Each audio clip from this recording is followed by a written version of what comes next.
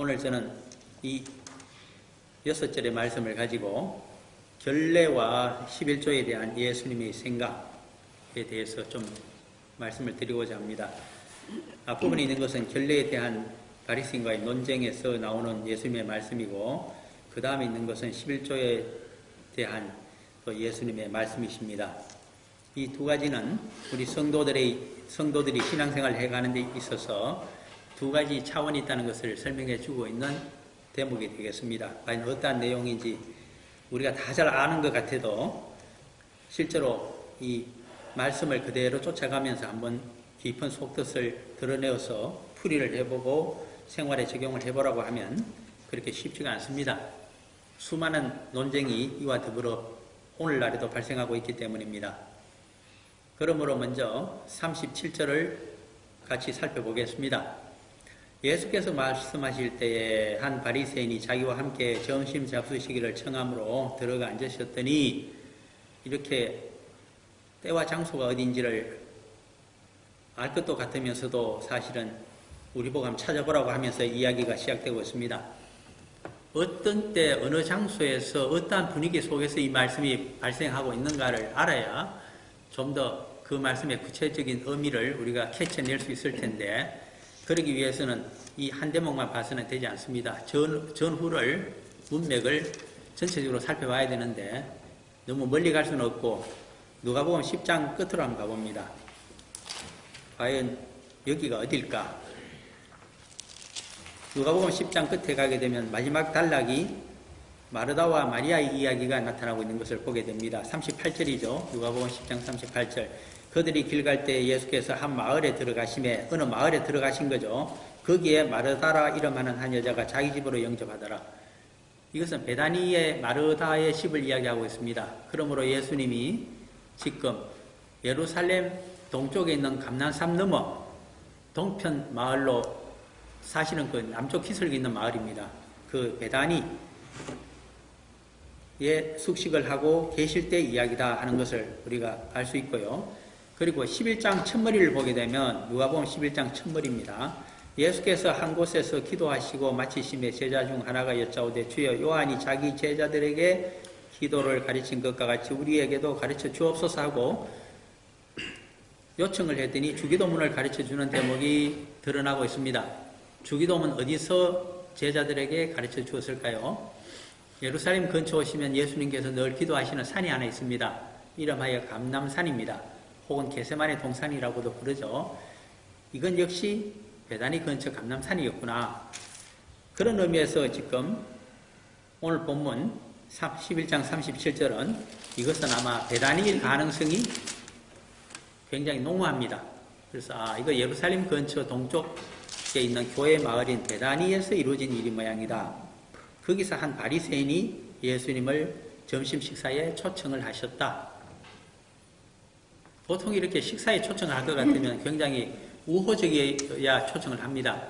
그런데 바리새인이라고 되어 있기 때문에 우호적인 면도 있지만 하나는 비판적인 시각을 가지고 염탐의 목적도 있겠죠. 그리고 화제 인물이니까 당시에 예수님은 굉장히 그 유명한 사람입니다. 왜 유명할까 하면 우리 말라기서를 보게 되면 구약 마지막 선지자인 말라기가 약 주전 410년경의 인물입니다. 구약 시대가 이제 말라기를 통해서 끝나게 됩니다.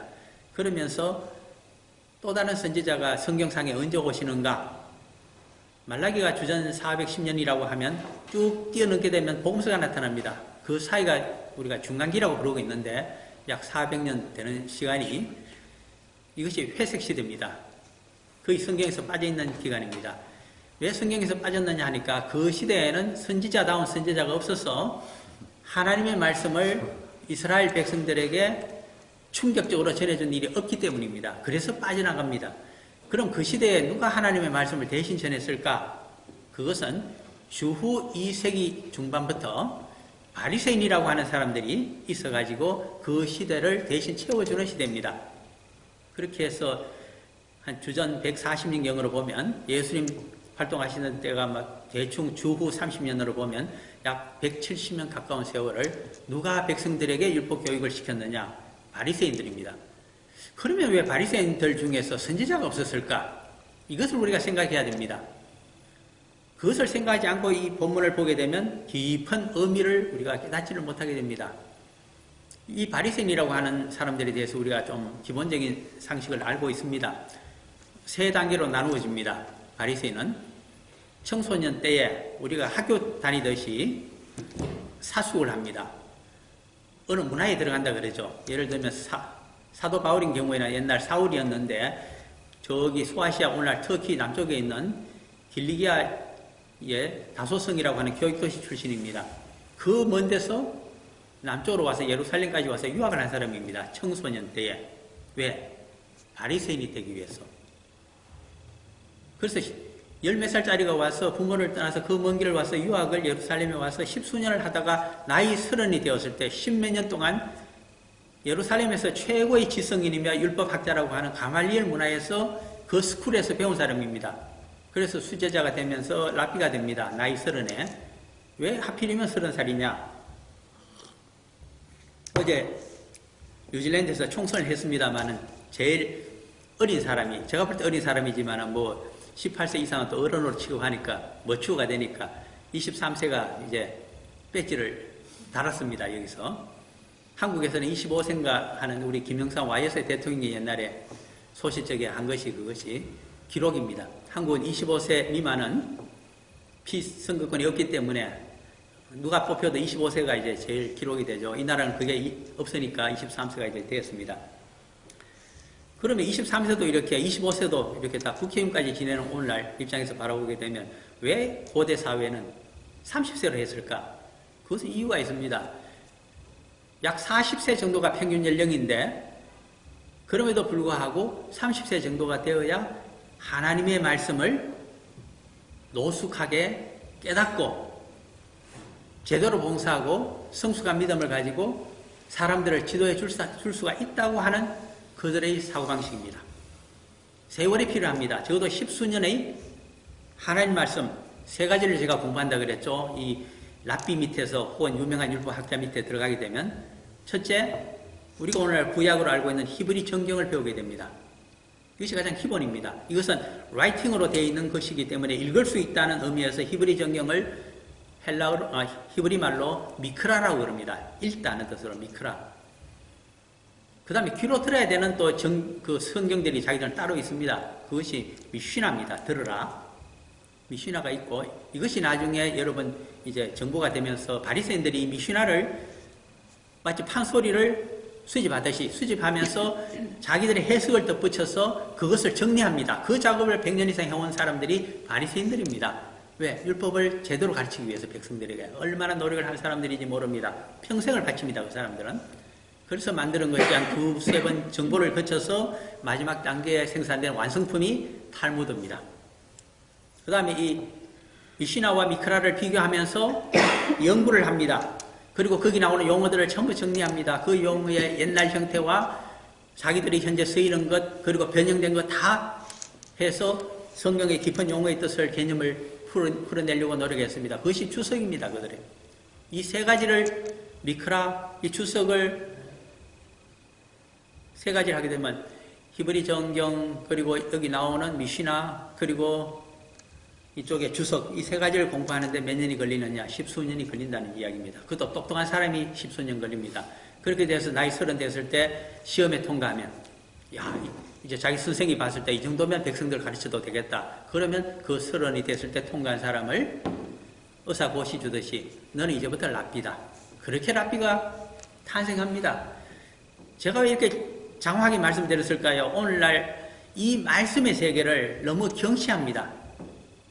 젊은 시절부터 10수년 걸려서 오늘날 시스템하고 다릅니다. 그냥 도시락 사서 학교 갔다 왔다는 것이 아니고 같이 먹고 자고 하면서 공생애를 지내듯이 하면서 학품을 이어받고 개인 지도 받듯이 하면서 10수년이 지나야 드디어 한 사람의 성경을 가르칠 수 있는 선생이 생기는 것이 유대교에서도 그렇게 했는데 그보다 훨씬 더 깊이를 갖고 있고 더 많은 세월이 지나서 더 많은 문헌을 가지고 봐야 되는 오늘날 성경 선생들이 또 목회자들이 아니면 장로님들이 그렇게 하고 계시는가 우선 실력이 딸린다는 겁니다.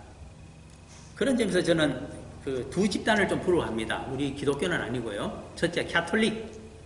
부교가 잘못됐다고 해서 종교교육의 대상으로 돼서 많이 그렇게 했지만 그러나 그들에게서 제가 배워야 될 점이 있다고 생각합니다. 독신으로 지내면서 평생을 바쳐서 나는 헬라말, 나는 히브리어, 나는 고대 언어 공부하겠다고 하고 어떤 신부님들이 특히 이 나라 뉴질랜드가 그렇습니다. 얼마나 열심히 평생을 바쳐 공부하는지 모릅니다. 그러므로 신학교 가게 되면 적어도 오클랜드 대학 신학과에 가게 되면 가서 배우라고 합니다. 누구에게 배울까요? 신부에게서 가서 배웁니다. 언어를. 아셔야 됩니다. 한국은 어림도 없습니다. 자기 교단의 신학교가 아니면 딴 데 아무리 유명한 선생이 있어도 가는 것 금합니다. 그러나 이 나라는 그렇게 하지 않습니다. 콘소시엄 형태입니다. 어떤 수녀님이 평생을 바쳐서 미국에 가서도 공부하고 어디서 가서도 공부해서 영성 문제에 대해서 대가가 되었습니다. 세계적인 석학이 되었습니다. 그러면 그 수녀님에게 가서 스피리추얼리티, 영성에 대해서는 배워야 됩니다. 또 앵글리칸 처치가 또 다른 하나의 영성의 실제적인 문제 또 예배 형식을 잘하고 있다면 거기 가서 배워야 됩니다. 그러니까 발전하지 않겠습니까? 실용적인 입장에서 자존심 내세울 때가 아니라는 이야기입니다. 성경은 아는 사람이 있으면 나이를 떠나서 학문도 마찬가지지만 가서 겸손히 배워야 됩니다.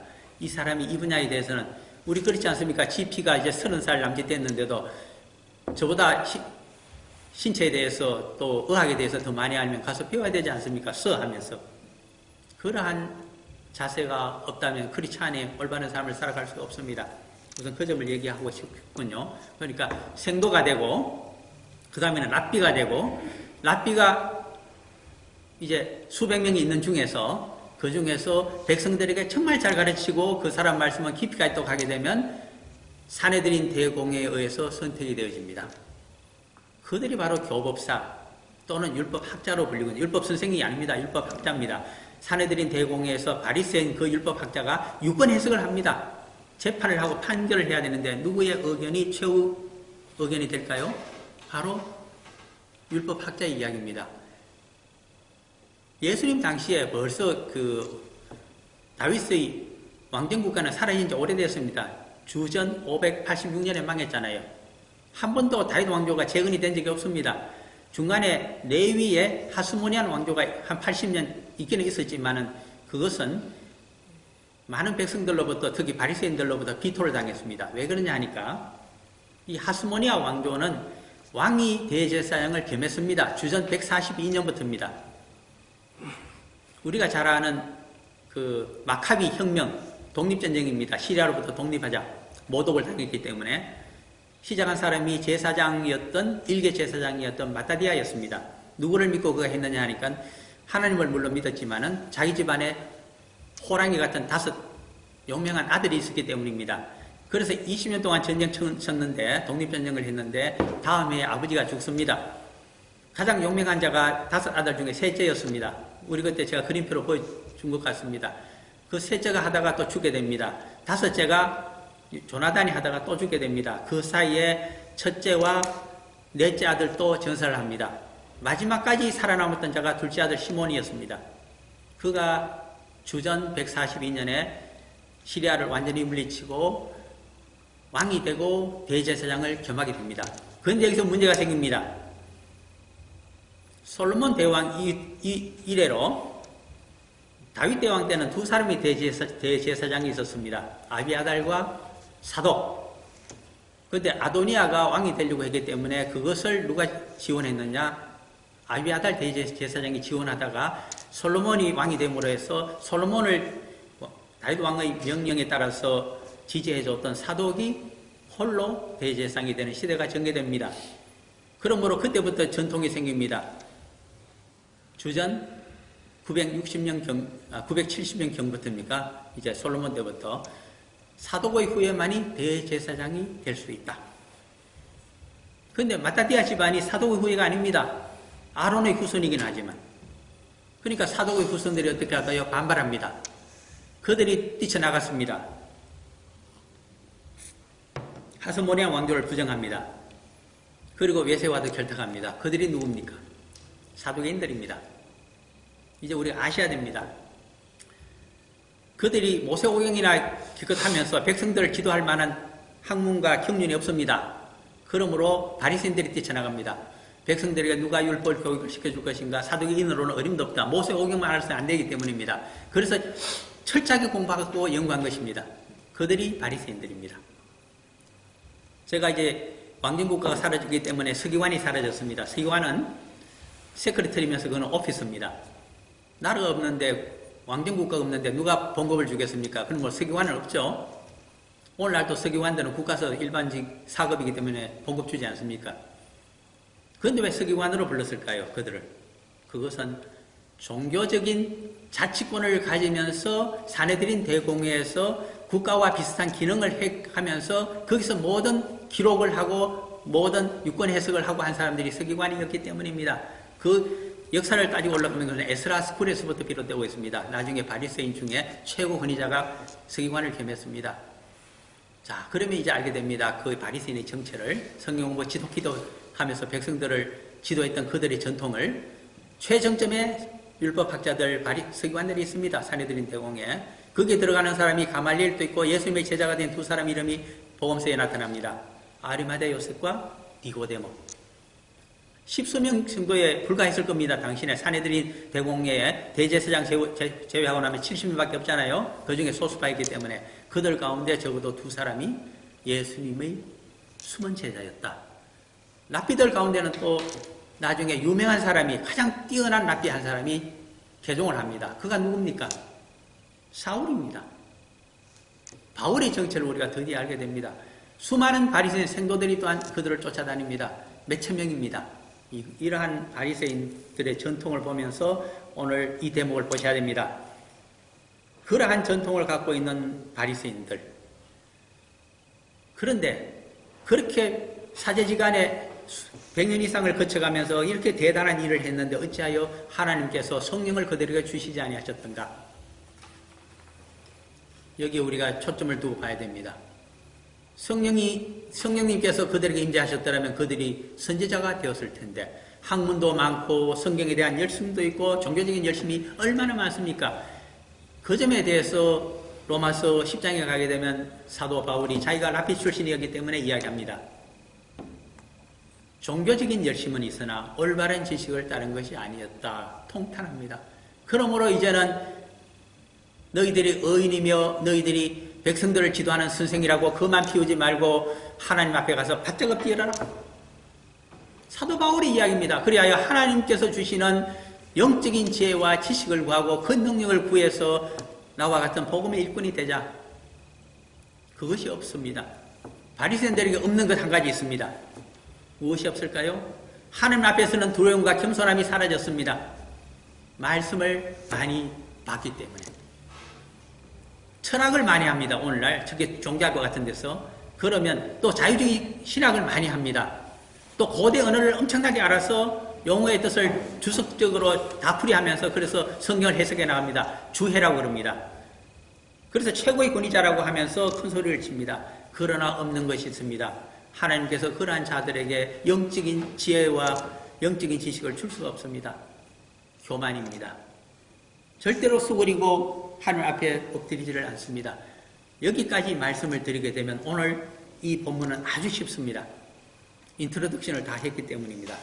그래서 다시 들여다봅니다. 예수께서 말씀하실 때에 적어도 이것은 예루살렘 교회 지역에 있는 베다니 지역이 모양이다. 거기에 있어서 유력한 회당의 그 랍비 정도 되는 바리새인이 자기와 함께 점심 식사에 초청을 했다. 이걸로 봐서는 아마 그 회당에서도 안식일날 설교를 했지 않았나 싶습니다. 그러니까 식사를 했죠. 그래서 점심시간에 이제 가서 들어가 앉아서 식사를 하실 때에 38절입니다. 잡수시기 전에 반드시 손을 씻고서 먹습니다. 중동지방에서는. 그런데 예수님이 전혀 손도 씻지 않고 오른손으로 음식을 푹 집어서 잡수시는 걸 보고 이 바리새인이 참으로 이상하게 생각하기를 시작합니다. 이것이 결례 논쟁입니다. 결례 문제. 그런데 재밌는 것은 히브리 정경 어디를 뒤져보아도 식사하기 전에 손을 씻고 먹으라 하는 구절이 없습니다. 율법이 없습니다. 어디 있을까요? 그럼 히브리 정경이 없으면 이제 어디 있을까요? 제가 여쭤봅니다. 어디 들어있을까요? 바리새인이 그렇게 율법처럼 여기고 있지 않습니까? 그래서 압니다. 바리새인들이 만든 율법이 들어있구나. 그게 뭡니까? 미시나입니다. 미크라가 아니고 미시나에 있었던 것이구나. 탈무드에 있다는 이야기입니다. 제가 찾아보지는 않았습니다만 어딘가 들어있을 겁니다. 이런 것을 우리는 율법의 세칙이라 그럽니다. 바리새인들이 만든 율법의 생활규칙입니다. 생활율법적인 규칙입니다. 그것이 굉장히 중요합니다. 이 사람들은 다 지켜야 되기 때문에. 고대 문명에 있어서 세 가지 문명권이 존재합니다. 제가 뭐 4대 문명권 지금 얘기하고 싶지가 않고요. 이 대목과 관련해서 3대 문명을 지적하려면 첫 번째 문명권이 손으로 음식을 먹는 문화권입니다. 인도에서부터 시작해서 서쪽으로 쭉 가면서 어디까지 갈까요? 중동을 거쳐서 로마까지 들어갑니다. 손으로 먹습니다. 핸드푸드 문화권. 두 번째 문화권이 있습니다. 중화 문화권이 있습니다. 뭐를 사용할까요? 찹스틱입니다. 더 발전된 문화권이 또 하나 나타납니다. 어느 문화권입니까? 숟가락을 사용합니다. 어느 나라인지는 제가 얘기하지 않겠습니다. 이렇게 발전이 됩니다. 손으로, 찹스틱으로, 스푼으로. 이 스푼을 하는 것이 서양으로 가게 되면 귀족입니다. 아무나 스푼 사용 안 합니다. 식사할 때. 그래서 이름 가운데 보면 이름자에 서네임에 스푸너라고 있습니다. 스푸너. 엄청난 집안 출신인 것을 아셔야 됩니다. 뭐 밥을 굶었나 왜 거지처럼 숟가락 갖고 다니냐. 한국은 그렇게 생각할지 몰라도 그 사람은 그것이 아닙니다. 우리는 적어도 숟가락 갖고 밥 먹었다. 양반 집안이라는 뜻입니다. 이 문화의 차이를 보셔야 됩니다. 손 씻고 안 씻고의 문제가 아닙니다. 이스라엘, 중동 그렇게 고급 문화 가진 나라가 아닙니다. 생활에 있어서. 그런데도 그것을 안 씻었다고 하니까 기가 막힙니다. 하나님식에 적어도 3개 문명권을 두고 보시는데 참 우리말로 하면 가짜는 겁니다.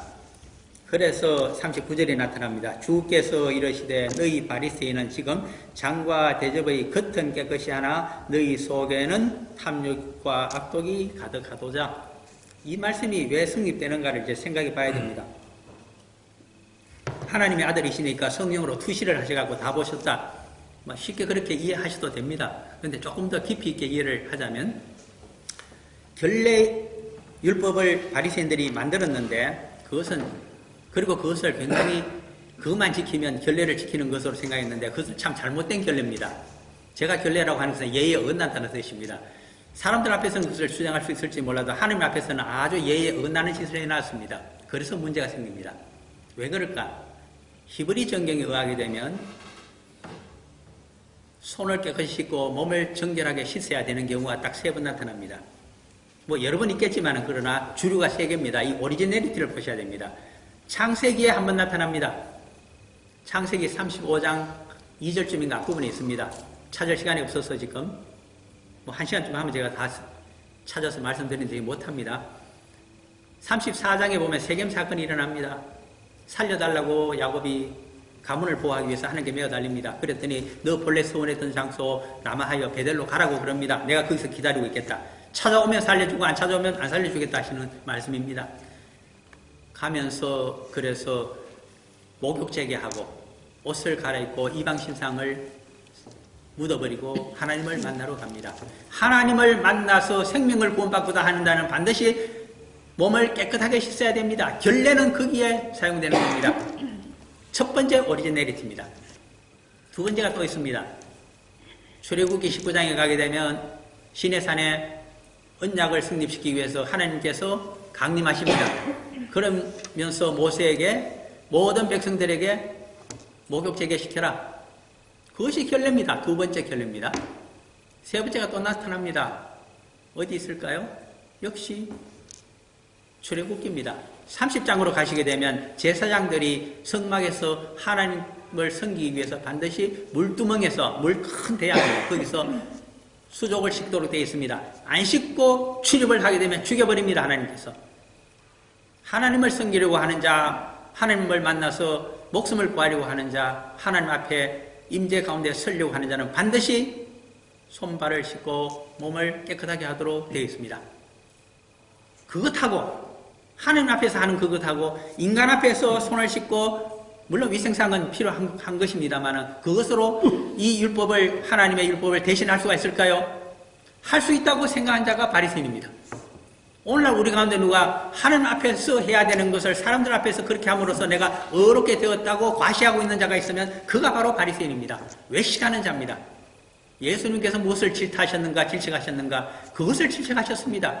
바리새인에 대한 이야기입니까? 아닙니다. 하나님의 말씀을 여호와 앞에선 두려움과 그분을 진정으로 섬기고자 하는 마음을 떠나서 사람들 앞에서 행위적인 모범이 되는 것처럼 꾸미고 있는 자, 그가 바로 율법 생활에 익숙하고 율법으로 모든 하나님의 말씀을 대신해버린 자입니다. 성령께서 그에게 인지하실 수 없는 자입니다. 하나님의 지혜가 함께할 수 없는 자입니다. 새로운 세상을 만들어갈 수 없는 자입니다. 만민구원에 사용할 수 없는 자입니다. 그 점을 아셔야 됩니다. 한국이 왜 전도의 힘이 약해지고 어려움을 겪고 있을까요? 교계가 여호와 앞에 선 두려움과 살려달라고 하는 그 마음과 그분의 음성을 잊어버렸기 때문입니다. 왜 결례를 어떤 어려운 삶을 살아가야 지는지를 잊어버렸기 때문입니다. 겉만 번지르르하게 하고 있습니다. 외화내빈입니다. 겉은 번지르르하고 교회가 엄청나게 크고 모든 스크린과 장치가 잘 되어 있는지 몰라도 거기서 선포되고 있는 말씀은 생명력이 그렇게 없습니다. 적어도 제가 하고 있는 이 정도의 강의도 안 하고 있습니다. 그러면 못합니까? 저도 양파 껍질을 뺏겨가는데 그 수많은 껍질 중에 겨우 한 껍질 뺏겼는가 말까 이제야 겨우 보기를 시작하는 당신의 주님의 말씀입니다. 참으로 그래서 안타깝습니다. 그러므로 40절이 나타납니다. 어리석은 자들아 겉을 만드시니가 속도 만들지 아니하셨겠는가. 너희들이 율법을 그 포장으로만 사용하느냐. 그러나 그런 겉으로 하는 것도 중요하겠지만 그보다 더 중요한 그 속을 만드신 본래 그 뜻을 가르치신 말씀을 주신 하나님이신 것을 기억하라고 합니다. 그러므로 풀이를 해줍니다. 41절입니다. 그러나 그 안에 있는 것으로 구제하라. 율법으로 사람을 구제하고 구원할 수가 있을까요? 안 됩니다. 속에서부터 변화가 발생해야 됩니다. 쉽게 이해하기 위해서 한 가지 예화만 간단히 들어드리겠습니다. 청계천에서 할빈교회를 만들어서 가난한 자를 돕고 복음사역을 하려고 했던 유명한 분이 옛날에 계시지 않습니까? 김진홍 목사님이셨습니다. 그분의 간증 가운데 보면 오늘날 그분이 어떤지는 저는 잘 모르니까 말씀을 못 드리겠습니다만 아주 옛날 수십 년 전에 그분은 상당히 열심히 하셨는데 재미있는 간증을 하셨습니다. 처음에는 넉마주의를 쭉 해서 돈을 좀 못 거두어서 그것으로 그 못 사는 청계천 빈민가에 굶고 있는 분들에게 밀가루를 사주었다고 합니다. 포대를. 그런데 얼마 못 갔습니다. 야, 이거 잘못되었다. 자립할 수 있도록 뭔가 도와드려야 되겠다. 그래서 두 번째 시도했던 것이 리어가를 사주는 것이었다고 합니다. 돈을 모아서 리어가를 사줬으면 길가에서 포장마차라도 하면서 먹고 살 수 있도록 해줬습니다. 그런데 문제는 밀가루 사주었을 때는 교회도 나오고 그리고 말씀도 듣는 척 했는데 리어가를 사주니까 야반 도주를 하는 사람들이 많이 생겼다고 그랬습니다. 그래서 리어가 사주고 났더니 교회도 안 나오고 사람 띄워버리고 그래서 세 번째 생각을 했습니다. 이제 어떻게 하면 될 것인가. 그래서 깨달았다고 합니다. 말씀이 없이 하나님께서 역사하지 아니하고 경제적으로만 해결해 주려고 했더니 이렇게 배은망덕한 인간을 만들어냈구나. 그래서 이제는 말씀의 뿌리를 둔 도움을 줘야 되겠다. 그것이 바로 그 안에 있는 것으로 구제하라는 말씀의 뜻입니다. 의식을 일깨우고 말씀으로 자립적인 인간을 신앙인을 만들었을 때 비로소 완전한 구제, 완전한 구원도 가능하다는 뜻을 여기서 적고 있습니다. 그리하면 모든 것이 너희에게 깨끗하리라. 속 사람이 강건해지고 복음으로 무장이 되어지면 그 사람에게 자립할 수 있도록 이것만 사주어도 이제는 교회도 열심이고 복음 전파의 일꾼이 되어지는 놀라운 변화가 발생한다는 뜻입니다. 마지막 42절입니다. 화 있을진저 너희 바리새인이여 너희가 박하와 운양과 모든 채소의 11조는 들이대. 여기까지만 일단 보겠습니다. 11조에 대한 논쟁입니다. 오늘 두 번째 이슈입니다. 바리새인들이 자랑합니다. 특히 누가복음 18장에 가게 되면 바리새인의 기도가 나옵니다. 거기에 보게 되면 18장 12절에서 이렇게 얘기합니다. 나는 일주일에 2번씩 금식하고 소득의 11조를 드리나이다. 그러므로 나는 저 죄인과는 다르고 의인이라고 주장하는 큰 소리로 대중 앞에서 외치는 성전 기도가 나오고 비유 가운데 나타납니다. 우리가 모세오경을 보게 되면 11조가 세 가지로 구분이 됩니다. 첫 번째 11조는 레위기 제일 마지막 장으로 가게 되면 말미에 적혀져 있습니다. 첫째가 모든 곡식과 열매를 드리게 11조를 드립니다. 곡식과 열매의 11조 첫 번째입니다. 두 번째가 또 11조가 있습니다. 소와 양의 11조입니다. 막대기를 하나 세워놓고 10마리 지나갈 때 하나씩 카운팅하게 되면 그것이 바로 11조입니다. 그렇게 했습니다. 세 번째 11조가 있습니다. 이 세 번째까지 하게 되면 엄청난 의인으로 생각하는 것이 바리새인들입니다. 여기 나오는 겁니다. 운양과 모든 채소의 11조, 박하까지. 이 특징은 누구는 이것을 향신료로 쓰이는 것들이기 때문에 허브 종류라고 이야기합니다. 그러나 이것은 채소하고 같이 있기 때문에 채소와 허브 좋습니다. 그것까지 땅의 모든 소산의 11조를 할 때 이 대목이 포함이 됩니다. 어디 있는가 하면 이것은 레위기가 아니고 신명기 14장에 가시게 되면 거기 22절인가 적혀져 있습니다. 모든 토지의 소산의 11조를 드리라 할 때 이것까지 드리도록 되어 있습니다. 채소류와 허브까지. 그 중에 재미있는 것은 여기 우리 민트에 속하는 이제 박하는 어릴 때부터 보셨기 때문에 잘 압니다. 박하사탕, 박하죠? 화장품에도 쓰입니다. 운향을 잘 모르실 겁니다. 그래서 제가 사진 2장을 보내드렸습니다. 첫 번째 있는 것은 운향이 아니고 회향으로 나타나는 건데 그것이 제가 퍼넬이라고 했는데 그게 아니고 페널인가 그렇습니다. P-E-N-N-E-L일 겁니다. F-E-N-N-E-L, 푸넬. 영어로 그렇습니다만 그 회향이 어디 나오느냐 하니까 누가복음이 아니고 마태복음 23장에 가면 같은 대목을 다루고 있는 마태복음에서 회향이란 말을 씁니다. 이 페널이라고 하는 것이 우리가 친숙하기 때문에 제가 그림을 먼저 보내드렸습니다. 그것은 거의 당근 이파리하고 비슷하게 생겼습니다. 그런데 그것이 향신료로 많이 쓰이고 그리고 약용으로도 많이 쓰입니다만은 이 뉴질랜드에서 많이 볼 수 있기 때문에 제일 먼저 보내드린 첫 번째 그림 그겁니다. 두 번째는 그보다 더 폭이 넓은 것이 여기 나타나는 운향입니다. 운향 속에 회향이 들어있다고 보면 됩니다. 이 운향은 운향과라고 하게 되면 과수목까지 이야기합니다. 우리가 시트러스라고 해서 귤속 종류, 감귤, 귤, 오렌지 같은 것도 전부 여기에 포함되는 나무들입니다. 그러나 그 중에서 관목 같은 것들 중에 이 운향이 노란 꽃이 피는 것이 있습니다. 그래서 그 그림을 보라고 제가 드렸는데 영어로는 루라고 부릅니다. R-U-E. 어쨌든 이것까지 전부 가정에서 재배하고 특히 레위인들이 이것을 채소를 허브와 같이 이제 하게 되는데 이것까지 바리새인은 몽땅 바쳤습니다. 그러므로 자랑합니다. 이렇게까지 1차, 2차, 3차 곡식과 열매, 두 번째 가축, 세 번째 이 모든 채소류까지 다 바친 자가 누구냐? 우리 바리새인이다. 이렇게 자랑했습니다. 그런데 그들에게 빠져있는 것이 있습니다. 무엇이? The other part.